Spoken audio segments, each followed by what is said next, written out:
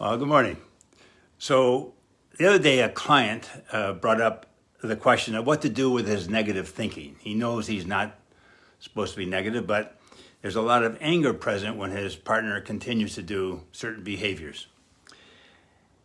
And Harville addresses this very question in his chapter on negativity as a wish in disguise. So he starts the chapter with, now you may be wondering, are you supposed to ignore all the issues you have with your partner? Let us reassure you, you don't have to passively accept all of your partner's sloppy behavior. And we're not suggesting that you just stuff your feelings down, because no matter how successful a stuffer you think you are, the negative feelings won't completely go away. Instead, you need to recognize that behind every negative thought is an unmet desire. Negativity is a wish in disguise. And what is an unmet desire if not a wish? Now, the solution, he goes on to explain, is to get in touch with what you need and ask for it, but ask for it in a way your partner can really hear your request. And in the Imago system, the exercise is called the behavior change request exercise. And for me, it's one of the more challenging pieces of the system because the frustrations typically tend to be at the point of the impasse. You know, your partner's down there and you want them up here, or they're up there and you want them down there, whatever it is. Anyway, so when I bring this up with my couples, I really just share, I want them to look at a process. It's a different way to look at frustrations, but I think it's important, all right? And it helps them to also understand where the frustration is coming from. It helps the person with the frustration get a better understanding of why they feel so frustrated, and it gives their partner, the one who's going to need to change, their behavior some motivation to change. So here's a little exercise we can do right now, all right? Think of a frustration you might have with your partner. Doesn't matter, big, small, doesn't matter. Now, typically, what do you feel when they do that? So here's the frustration. What do you feel? And typically, what do you do behaviorally when you have that feeling?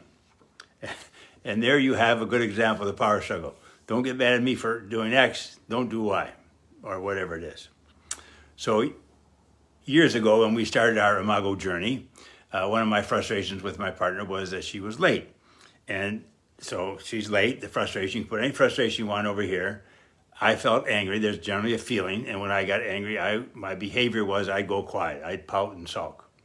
So there's the old power struggle. Don't get mad at me for being quiet, don't be late. And so the harder question is how do you get out of that? Anyway, so here's the interesting thing for me, and I just think about this. Typically, frustrations don't bother your partner, they bother you, right? Most of the time. So the harder question is why?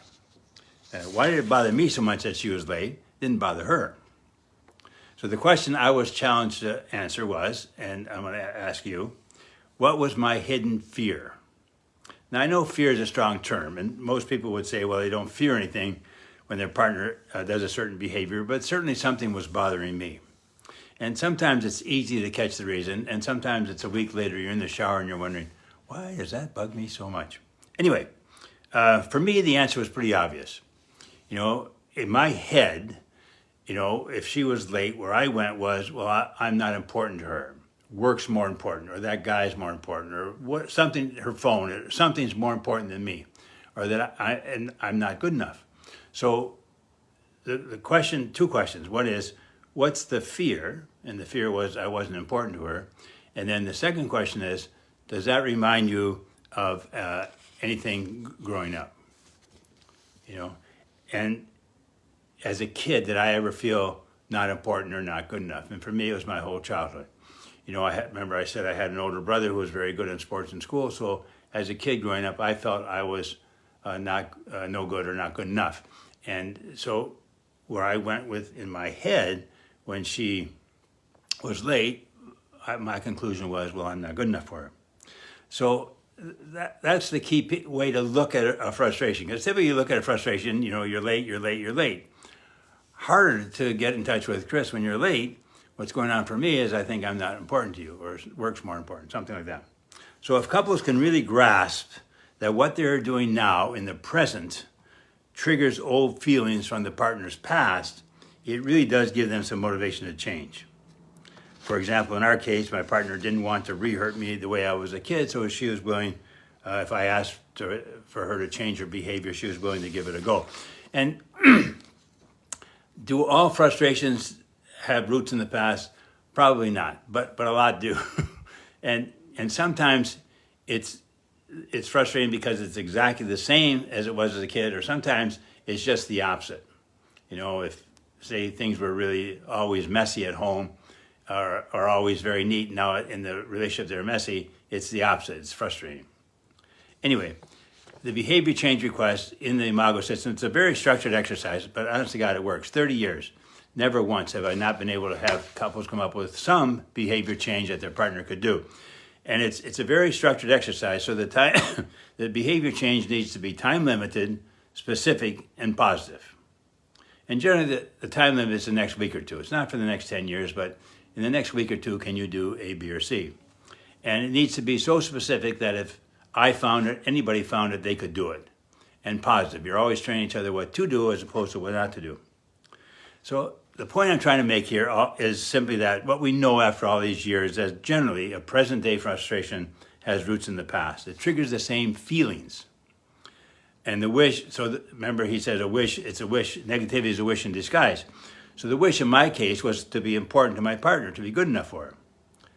My negativity was, you're always late. You know, because in my mind, I wasn't important to her. My disguised wish was that I want you to think I am good enough for you and therefore want to spend quality time with me. So Harville goes on, he says, he explains it this way. The behavior change request is the way to state your frustration and keep safety in your relationship all at the same time. It has 3 simple steps. Ask for an appointment to discuss a frustration. And remember we said anything negative by appointment only. State the frustration briefly and ask for what you want. And his only caution using this approach is, he says, start off small with the molehill rather than the mountain. Remember, often what we want most from our partner are the things that are hardest for our partner to give. When your partner succeeds with easy things, they can grow on to take on bigger challenges. All right? Anyway, so negativity is a wish in disguise.